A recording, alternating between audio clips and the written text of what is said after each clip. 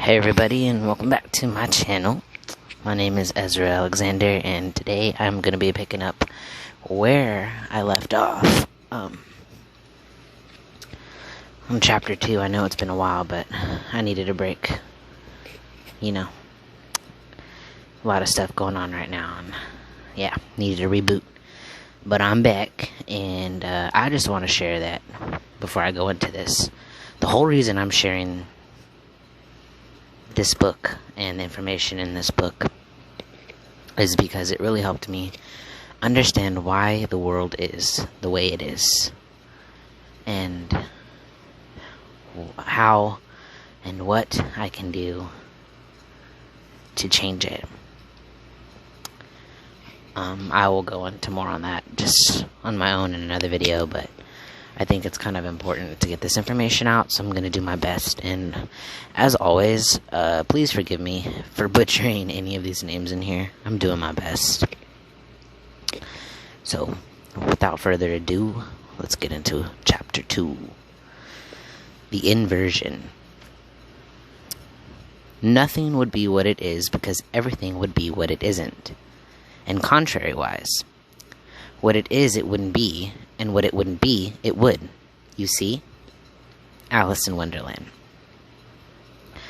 Our reality is one gigantic inversion, and there is no better example than mainstream religion.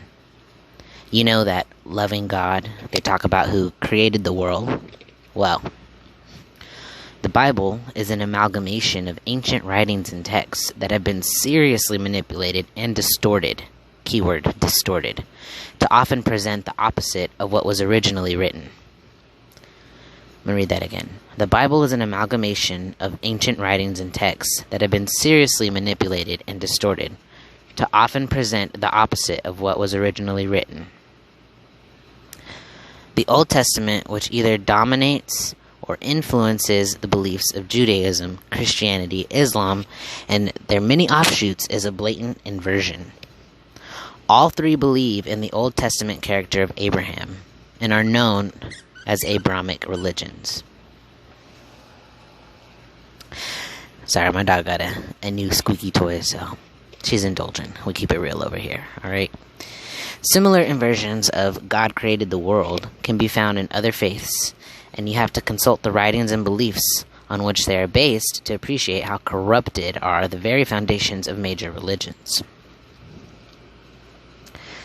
I'm going to explore some of those pre-biblical, pre-Quranic texts in this chapter, put them in a modern context, and show their connection to humanity's current plight. I consciously began my quest to understand the world and reality in 1990. I can see now that my whole life before this had been leading me to the point where I became aware of the patterns of coincidence, driving the twists, turns, and directions I had experienced since childhood. I have been led for decades by awareness in the unseen to information from people, documents, books, and personal experience that have handed me the puzzle pieces in an extraordinarily coordinated way. The challenge was to go to depths of the rabbit hole where no one had gone before in terms of the scale and breadth of connected information across a vast array of subjects and happenings. For this to be achieved in a single human lifespan, the information had to be presented to me in at least a fairly A to B to C order, or it would have all been too chaotic, bewildering, and overwhelming to understand its implications and put it all together.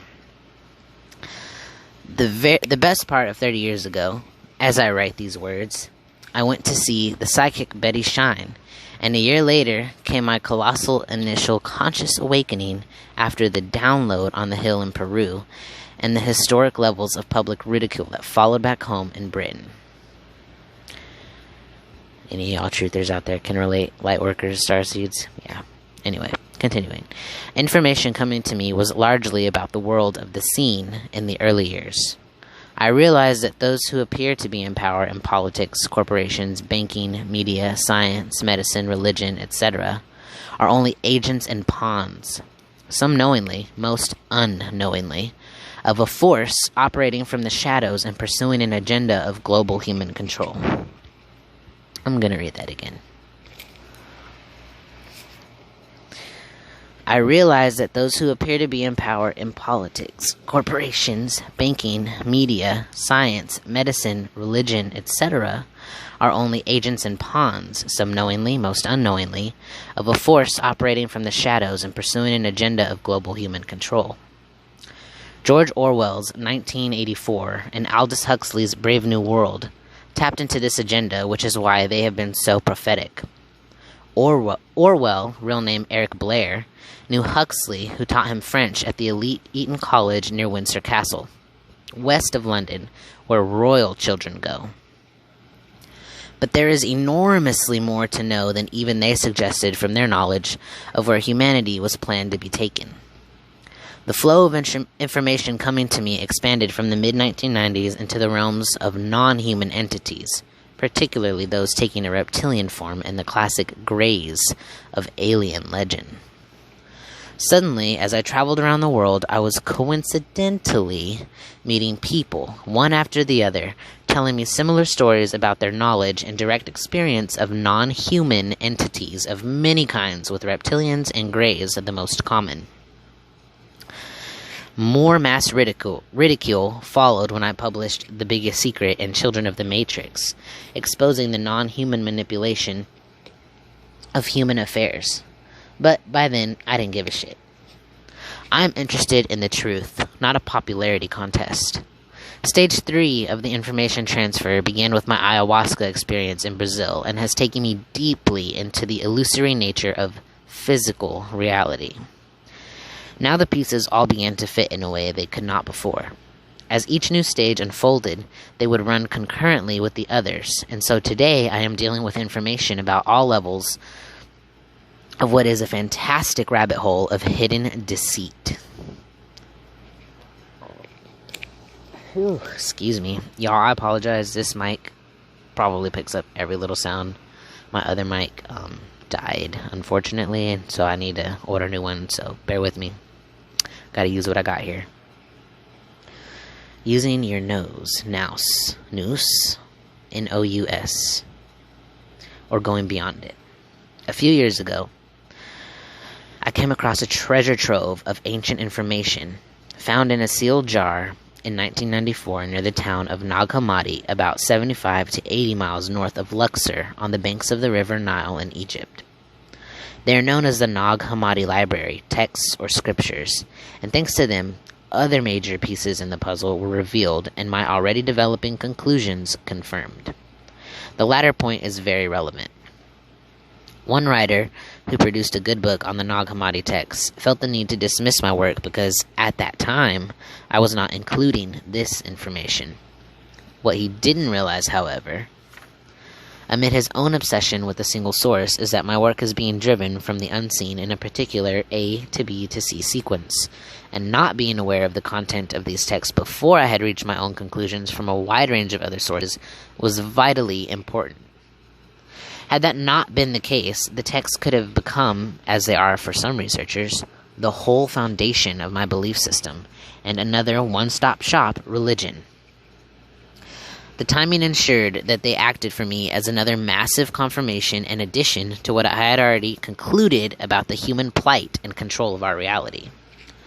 The Nag Hammadi find included 13 leather-bound papyrus codices, or manuscripts, and more than 50 texts written in Coptic, Egyptian, which were the work, with other ancient influences, of a people known as Gnostics. They were not a racial group so much as a way of perceiving reality under the heading of Gnosticism. This comes from the term gnosis, or knowledge, in the context of spiritual knowledge and awareness of reality as it really is.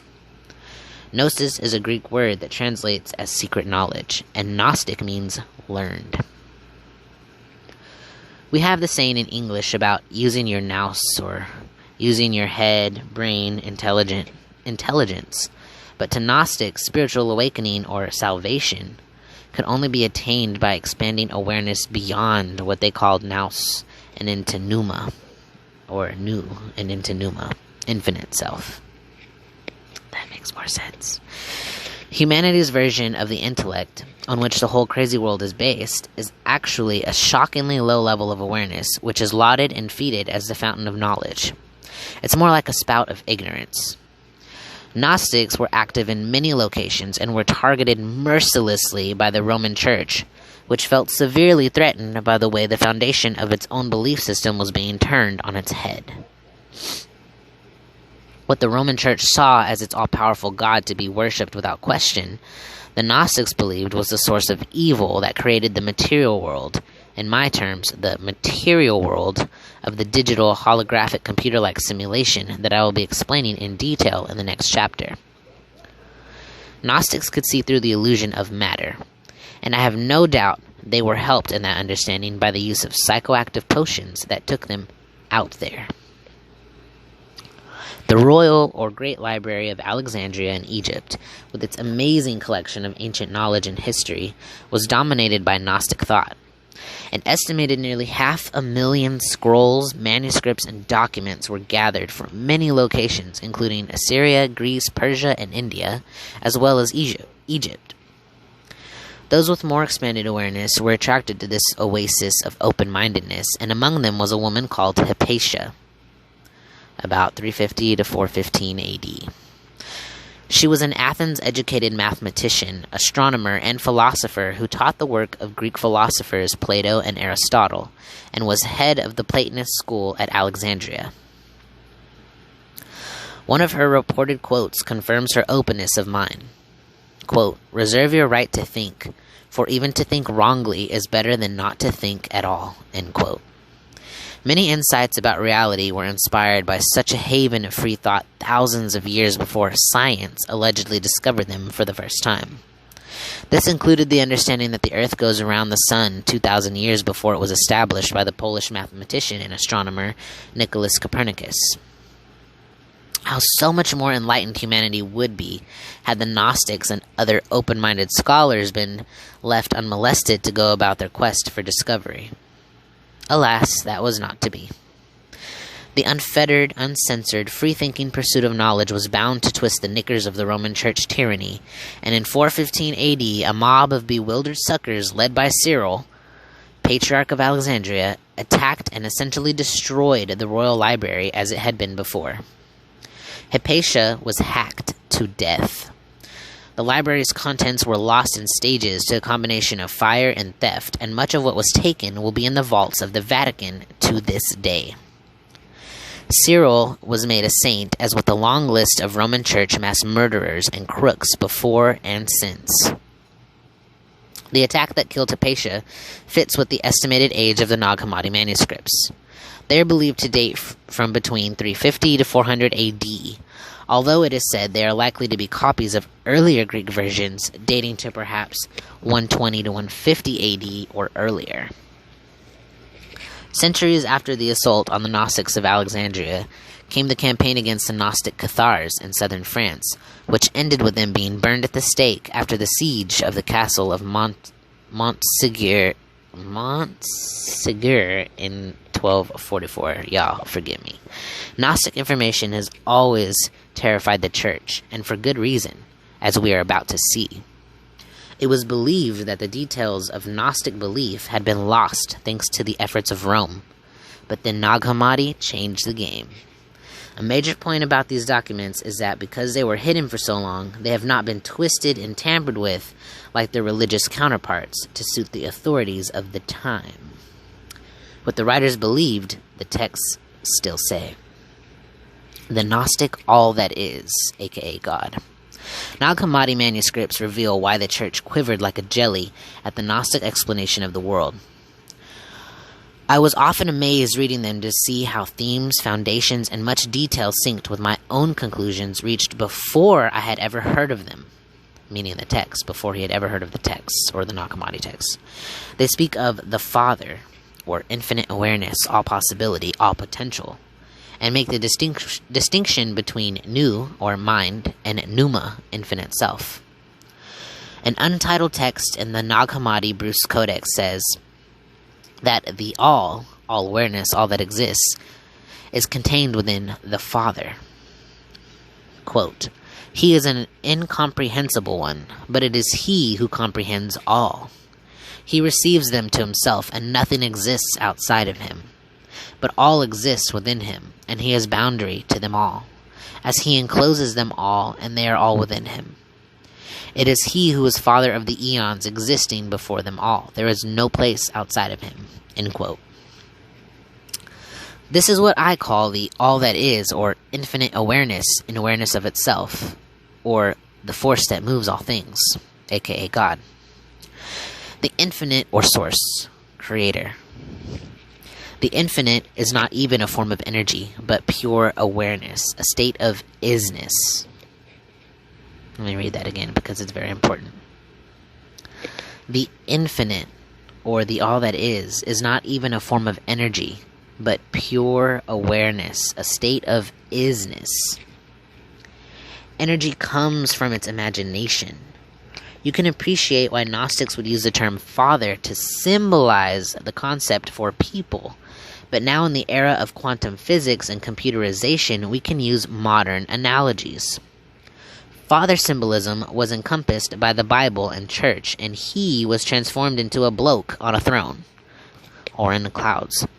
The word eons would be considered today to mean a long period of time, but to Gnostics, eons refer to what we might call bands of perception, reality, and potential.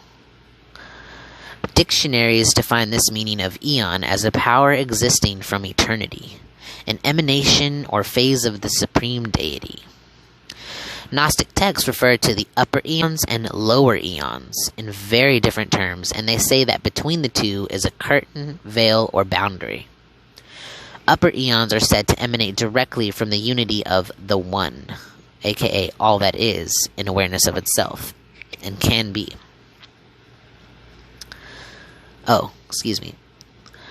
Upper eons are said to emanate directly from the unity of the One, all that is in awareness of itself, and can be symbolized as concentric circles expressing the oneness of their creator and emanator. There is no separation or sense of it. Upper eons are described by Gnostics as the silence, the silent silence, the living silence, with its watery light. This is not the same as the light that we perceive in our reality, which is a trap that can be likened to energetic flypaper. But that's for later.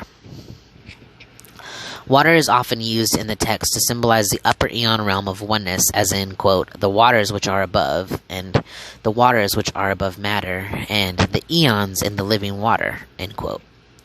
Upper eons are a reality, or state of being, with no time or space. Since the emanations are limitless and immeasurable, as one text says, there can be no time or space. Upper eons are pure consciousness or awareness. They are also called pleroma, or the totality, the fullness, and the perfection of emanations of the Father. The Nag Hammadi Gospel of Truth says, "Therefore, all the emanations of the Father are pleromas, and the root of all his emanations is in the One who made them all grow up in himself." End quote. Upper eons are further described as the treasure house, or storehouse, or dwelling place in kingless realm. A text entitled the Tripartite, I don't even know. I'm going to butcher this. Tripartite Tractate, which don't even know if that's language. I don't know. Language. If that's Latin, I don't know. But just forgive me. Anyways, that text, it says, quote, "The emanation of the totalities, which exist from the One who exists, did not occur according to a separation from one another, as something cast off from the One who begets them. Rather, their begetting is like a process of extension, as the Father extends himself to those whom he loves, so that those who have come forth from him might become him as well." End quote. It's like becoming one with the Force. Be one with the Force. That's kind of where Star Wars gets it from. Anywho, moving on. The creations, or extensions and emanations of infinite awareness in awareness of itself, can be symbolized as the manifestations of thought with a capital T, but I prefer the term creative imagination.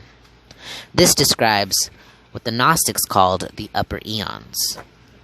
the realm of infinite imagination, and therefore all possibility, all potential. Gnostics symbolized infinite imagination as the father, and the thought as the mother. They said the interaction of the two produced a third force, or imagined creation, extension, reflection of itself, which was symbolized as the sun. A text entitled Apocryphon of John, Secret Writing of John, describes this concept. Quote, "For it is he who looks at himself in his light which surrounds him, namely the spring of the water of life, and it is he who gazes upon his image which he sees in the spring of the Spirit.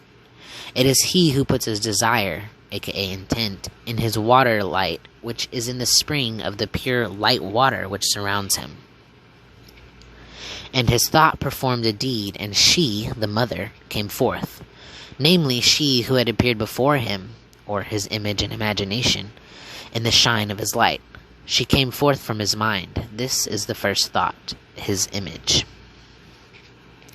From here, what we call creation emerged from the imaginations of infinite awareness and its creations, which are extensions of the same infinite awareness. Gnostic texts describe how the act of naming the creations of infinite imagination brings them into being. This is from the Gospel of Truth. Quote, "All the spaces are his emanations. They have known that they came forth from him like children who are from a grown man. They knew that they had not yet received form, nor yet received a name, each one of which the Father begets. But the Father is perfect, knowing every space within him. If he wishes, he manifests whomever he wishes, by giving him form and giving him a name, and he gives a name to him and brings it about that those come into existence." End quote. I don't know about you, but a lot of this sounds biblical, but this was way before the Bible, and that's kind of what he's going to get into, and how this has been distorted and corrupted and twisted for power and control. Modern day religion. Anywho, upper eons are the realm of the ultimate creator, or creative force / imagination, and it begs a question. If that is the case, why is life so unpleasant, even shockingly bad, for so many in our reality? There is an answer to that. The error. A foundation Gnostic belief, their version of the fall, is that what we experience as material reality was created by error. Their text describes symbolically how an eon, an extension of the Father, or infinite awareness, embarked on its own thought creation without the consent of the Father, or consort, who is the true power of creation. They call this eon or awareness Sophia. The Nag Hammadi Apocryphon of John says, quote, "And Sophia, being an eon, conceived a thought from herself with the reflection of the invisible spirit, infinite awareness and awareness of itself. She wanted to bring forth a likeness out of herself without the consent of the spirit and without her consort. And because of the invincible power which is in her, her thought did not remain idle, and a thing came out of her which was imperfect and different from her appearance, because she had created it without her consort." Imbalanced thought, end quote. Imbalanced thought without the balance of oneness and unity is being symbolically described here. Symbolically. The story of Sophia is describing the original fall. What Sophia is said to have brought into manifestation was what has become known as the devil, Satan, and a long list of other names for a disruptive and manipulative force. It is a force. Not a goat man with horns. A force. The Apocryphon of John, again, quote, "And when she saw the consequence of her desire, it had changed into a form of a lion-faced serpent, and its eyes were like lightning fires. She cast it away from her outside that place, the upper eons or pleroma, that no one of the immortal ones, other eons of the Father, might see it, for she had created it in ignorance, and she called his name Yaldabaoth." End quote. Yaldabaoth, forgive me if I'm butchering it, is what I have referred to in other books as the demiurge. Or remember the Demigorgon in Stranger Things, anywho. Which is another name used by Gnostics to describe this force, the demiurge. It is important not to get caught by taking symbolism literally as religions do. And of course, we don't know all the influences affecting the writers in their own societies when the texts were originally produced. Let me reiterate that. It is important not to get caught by taking symbolism literally as religions do, and of course, we don't know all the influences affecting the writers in their own societies when the texts were originally produced. To describe the story in its simplest and most basic form, an imbalanced state of awareness was created by an imbalanced creative thought with a capital T, or imagination. Someone cocked up, you might say, or that is how it looks from one perspective. I have been convinced long before I saw the Nag Hammadi text that our simulated reality is the work of a highly negative force, and this is what the Gnostics go on to describe. The realm of matter, low frequency, came from the ignorance, low frequency, and suffering, low frequency, of Sophia. The texts say in her anguish at what she had brought into being. Nag Hammadi accounts say that the formless entity of Yaldabaoth, or the demiurge, used the power of his source-connected mother to manifest the lower eons, including our current reality, as inferior bad copies or reflections of the upper eons. So the Gnostics pretty much believe our reality is a bad copy of the legit OG reality. Yaldabaoth also brought into manifestation other entities which Gnostics call archons, rulers. The Apocryphon of John says, quote, Yaldabaoth organized everything according to the model of the first eons by using the power in him, which he had taken from his mother, and produced in him the likeness of the cosmos. This is the first archon, Yaldabaoth, who took a great power from his mother, and he removed himself from her and moved away from the places in which he was born, the upper eons. He became strong and created for himself other eons with the flame of luminous fire, which exists now. End quote. Luminous fire. Sounds like Luciferianism to me. Hold on, let me just peep this real quick. Alright. We good.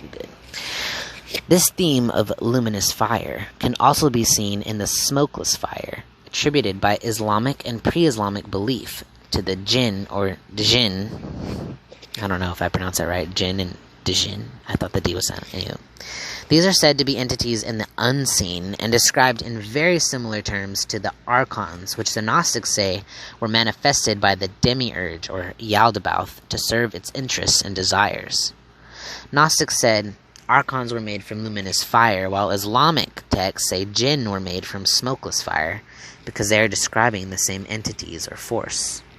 I say that this luminous fire is, in part, the light of the electromagnetic spectrum, including visible light or our simulated reality. This is the light that Satanists and secret society members are talking about when they refer to Lucifer, the light bringer, the demiurge / Yaldabaoth. This is also the light at the start of Genesis, when the Lord creates the world, or the simulation that we live in, by saying, "Let there be light." Luminous fire is the realm, in part, within the speed of light and what we call radiation. Lighted candles, so widely used by Satanists in religion, are symbolic of this archontic fire, light. Higher-level Satanists will know this, but mostly only those in the inner circles of religion and any satanic infiltrators operating within the church, of which there are many. The same symbolism is true of satanic fire rituals, including those at Bohemian Grove in Northern California every year, performed by the political, banking, and corporate elite that I have exposed in other books. I'm going to pause there, because I think the next chunk is rather long, and I don't want to make this video any longer.